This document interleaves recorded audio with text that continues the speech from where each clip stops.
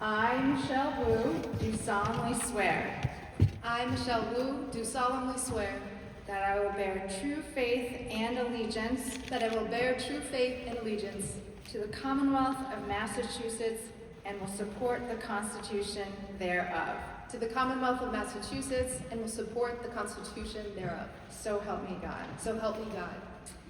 I, Michelle Wu, do I, solemnly Michelle Wu, swear do solemnly swear that I will faithfully and impartially that I will faithfully and impartially discharge and perform all the duties incumbent on me as Mayor of the City of Boston, all the duties incumbent on me as Mayor of the City of Boston, according to the best of my abilities and understanding, according to the best of my abilities and understanding, agreeably to the rules and regulations agreeably to the rules and regulations of the Constitution and the laws of this Commonwealth.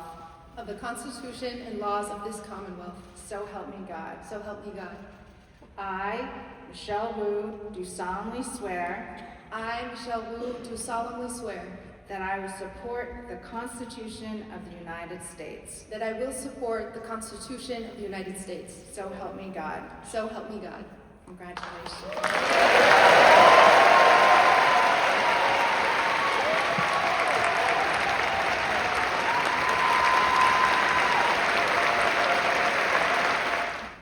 I state your name, do solemnly swear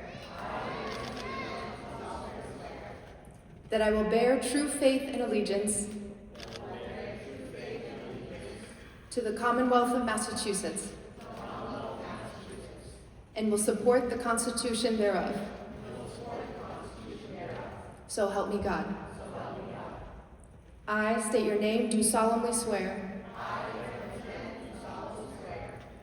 that I will faithfully and impartially discharge and perform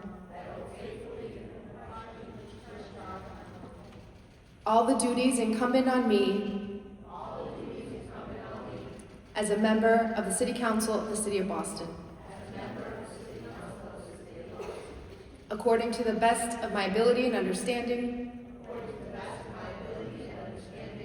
agreeably to the rules and regulations of the Constitution and the laws of this Commonwealth. So help me God. I state your name, do solemnly swear that I will support the Constitution of the United States. So help me God. Congratulations, counselors.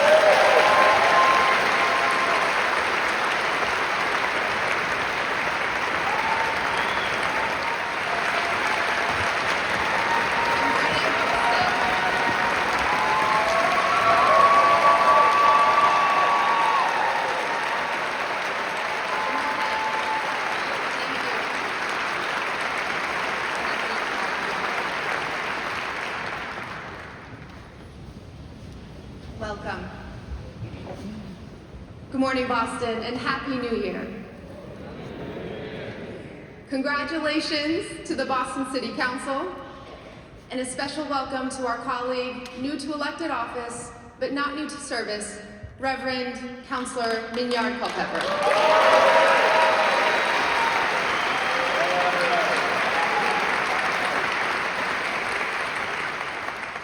To all our counselors, thank you for your faith in our city and your dedication to service as we strive to uphold the values on which our nation was founded.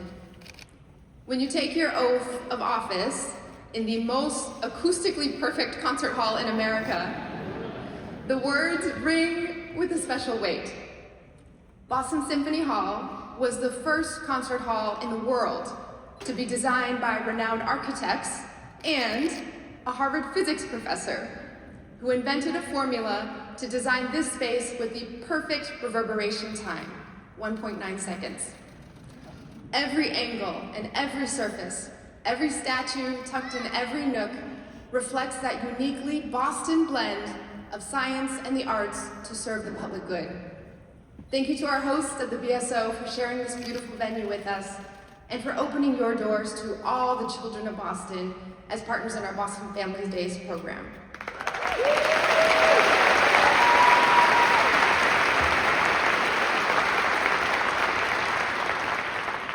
Governor Healy, Congresswoman Presley, Congressman Auchincloss, Chairman Michaelwitz, Leader Moran, and Ellie, to my fellow mayors here today, all of our state, county, and federal officials, thank you for your partnership.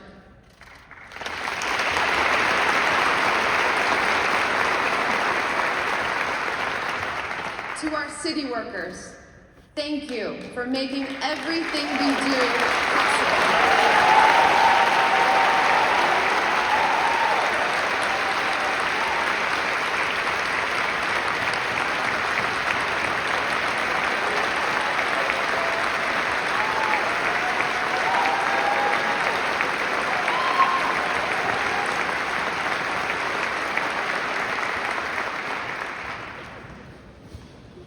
To my husband Connor, to Blaze, Cass, Mira, and my entire family here today, thank you so much, and I love you.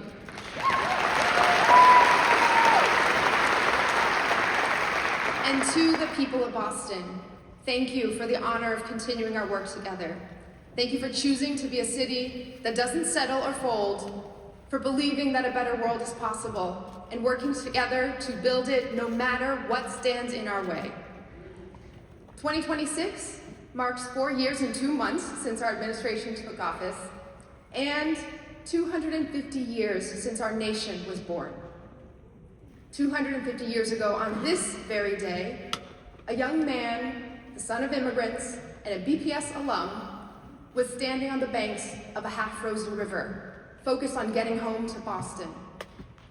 Henry Knox was on a mission to bring cannons from Fort Ticonderoga over 300 miles to Dorchester Heights, where, with command of the high ground, General George Washington and the Patriots could liberate Boston from British control. But between Knox and his city lay a nearly impossible obstacle for 60 tons of cannons to cross.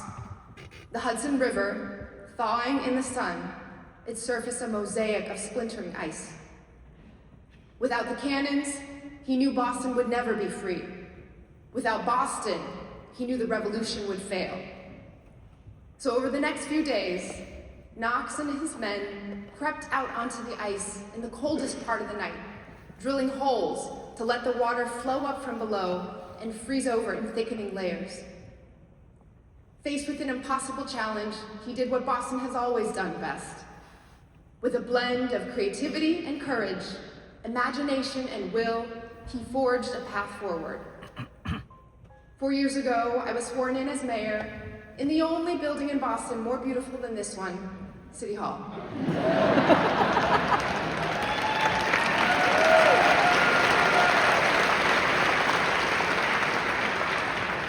It was a much smaller gathering. Everyone was masked up, and it felt at the time like we might never emerge from the endless cycle of constantly evolving viruses threatening to keep us apart. Still, we had hope, because in Boston, we know obstacles are opportunities to go beyond old ways of thinking, to innovate and set a standard for the world to meet. For nearly 4 centuries, Boston has been the center of American innovation and progress, the place where revolutionary ideas get their start, where the impossible is overcome with creativity and courage, imagination and will. So 4 years ago, we got to work forging the path forward. We promised to make Boston a home for everyone, starting with safety. And together, we drove gun violence down to the lowest levels on record.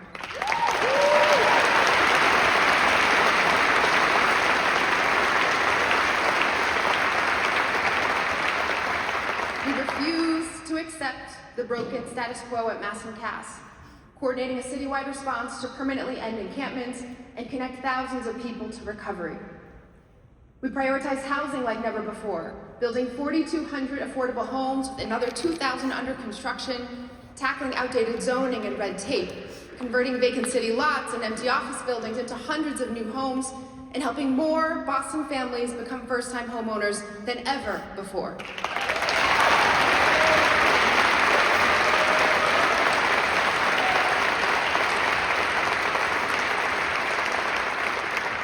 We expanded Boston Pre-K to serve 5,000 families and helped 200 new childcare providers open their doors to our littlest learners. We taught more than 20,000 kids how to swim and ride bikes, expanded youth sports citywide, and made museums and performances free for every Boston kid and their family.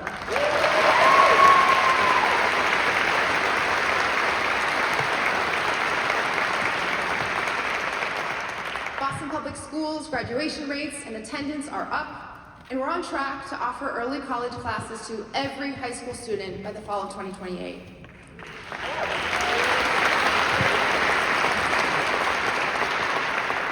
We saved residents and businesses more than $230 million on energy bills, cut our retail vacancy rate nearly in half compared to 2 years ago, and made 3 bus routes fare-free.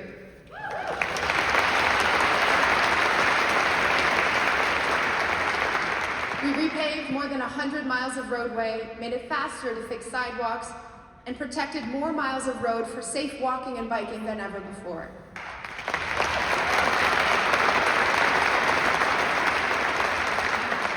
We've seen how much is possible because of how far we've pushed forward together. And we need to keep pushing. Because right now, in some ways, the world feels helplessly stuck. Like we know what problems need fixing, but we've lost faith that we can fix them. Today, the forces we face aren't British troops on the Common or ships in our harbor, but they demand no less ingenuity. Isolation, polarization, and misinformation are fraying our connection to trust, truth, and each other. Core industries are losing workers to competitors overseas. And against this backdrop, the federal government is taking aim at the ways we take care of each other. They have slashed funding for emergency management, research, housing, education, and life-saving care, abducted our neighbors off sidewalks and outside our schools, crushed small businesses with trade wars and tariffs, trashed clean energy projects to profit billionaire donors, carried out unconstitutional military campaigns, and illegally deployed our troops against their own families and neighbors in peaceful American cities. This federal administration has plundered our economy, ravaged our reputation, torched our institutions, and destroyed the lives of our people. But when, in the course of human events, it becomes necessary for a city to stand as the beacon for freedom and proof of what's possible, a testament to the endurance of American ingenuity and civic success, Boston will be that beacon.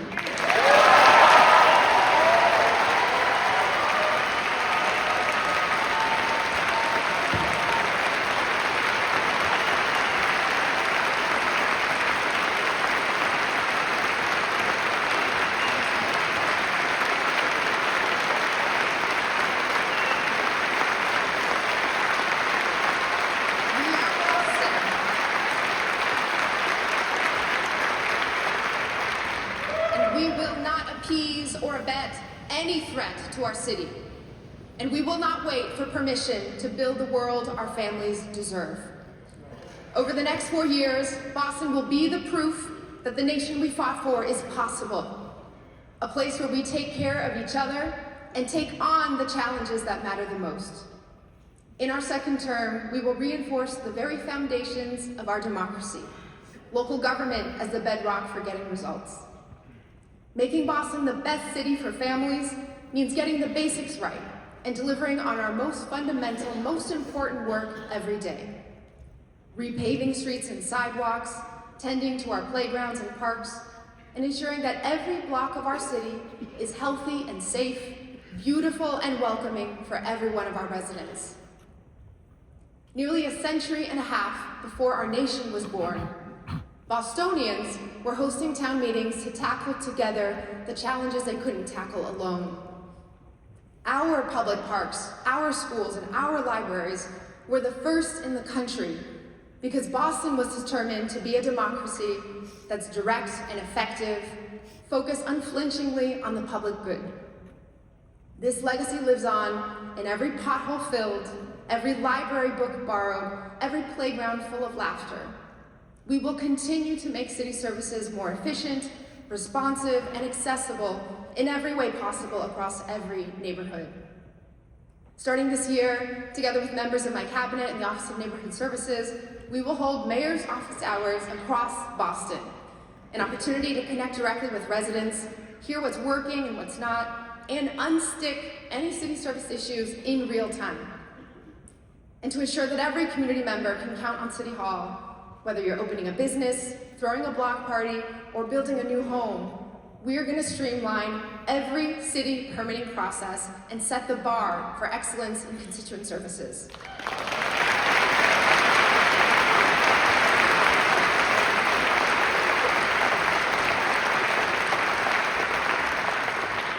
In this second term, on that foundation of excellence, we will build the country's oldest public school district into the best, so that BPS is the first choice for all of our families. 2 miles from here, Boston opened the first public school in the country, the same school where Henry Knox learned to read.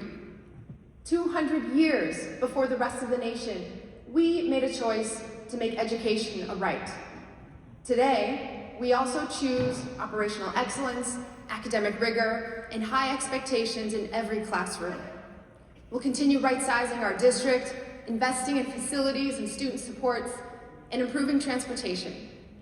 We refuse to accept that accessing high-quality education means crisscrossing our children all over the city, rather than ensuring that in every corner of Boston, the best school is just down the block.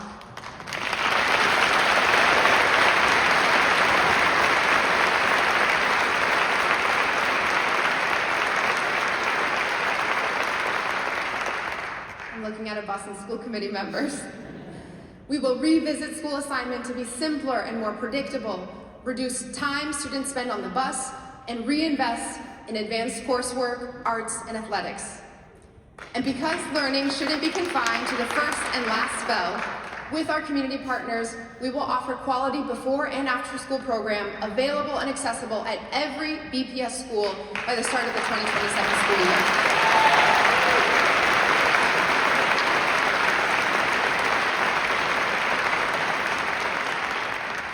We will invest in the facilities our students and families deserve. Just last month, the Massachusetts School Building Authority selected BPS to start the process for a full rebuild at Madison Park Technical Vocational High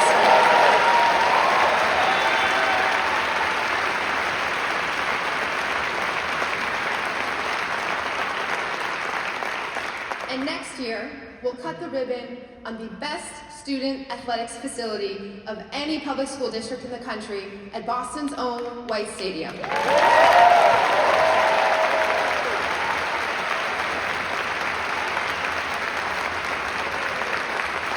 partnerships across every sector of the city focused on our schools, we will build reliable pathways to student success and make it our mission to get every last detail right for our BPS communities. An educated citizenry is the lifeblood of Boston's proud tradition of civic engagement and the key to our economic success. And in this moment, we must continue to secure our sources of economic prosperity and defend the engines that drive innovation all across America. We will fiercely defend our universities, our hospitals, and our life sciences and innovation sector so they keep generating the breakthroughs that drive the progress our city is known for and that our country needs.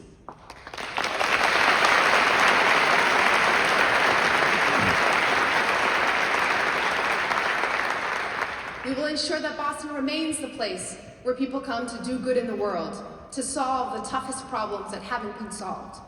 We'll work smarter and harder to recruit the scientists and companies curing diseases like cancer and Alzheimer's, harness clean energy, and improve lives all over the world.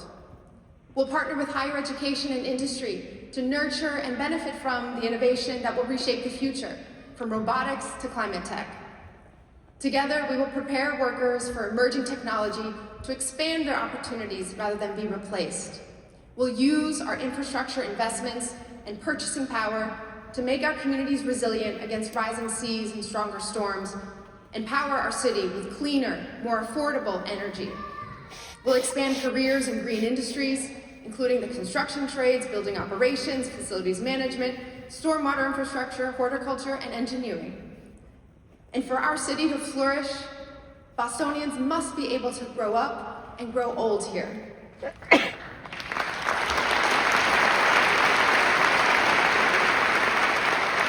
We will work to address the housing needs of our families and seniors, focusing on solutions they want and can afford. Over the next 4 years, we'll continue inventing new ways to use public planning, public finance, and public land to create the homes our residents need, because we know that housing is a public good.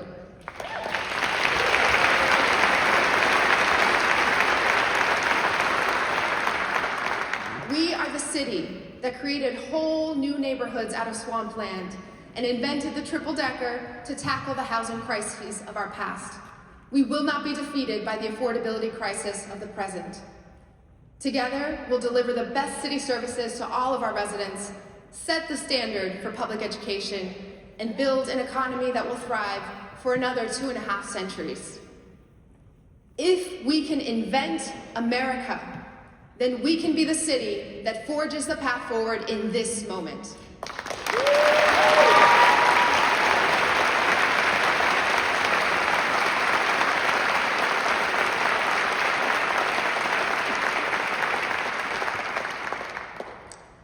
But right now, backstage, there's someone who doesn't know anything about acoustics or walking on ice.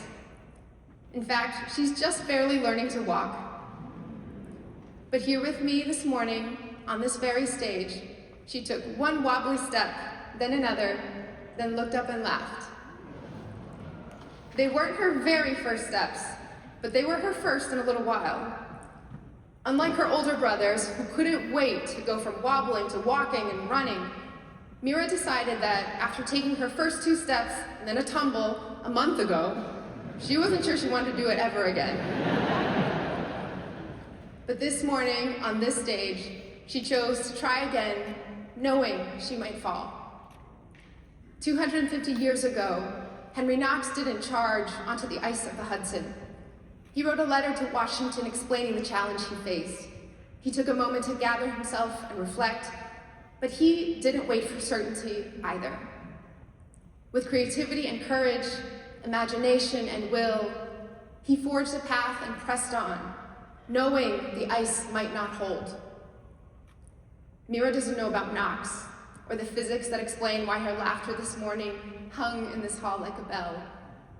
She doesn't know that every March in Boston we celebrate Evacuation Day here because Knox was creative and brave, because he dared to find a way forward, and because the ice held. But some part of her already knows that progress takes courage, the willingness to take that next step when the ground isn't certain. Every one of us, from our earliest days, is living proof that last month's impossible can become this morning's milestones. That if we are only willing to try, with a little help from each other, we can build the future our families deserve.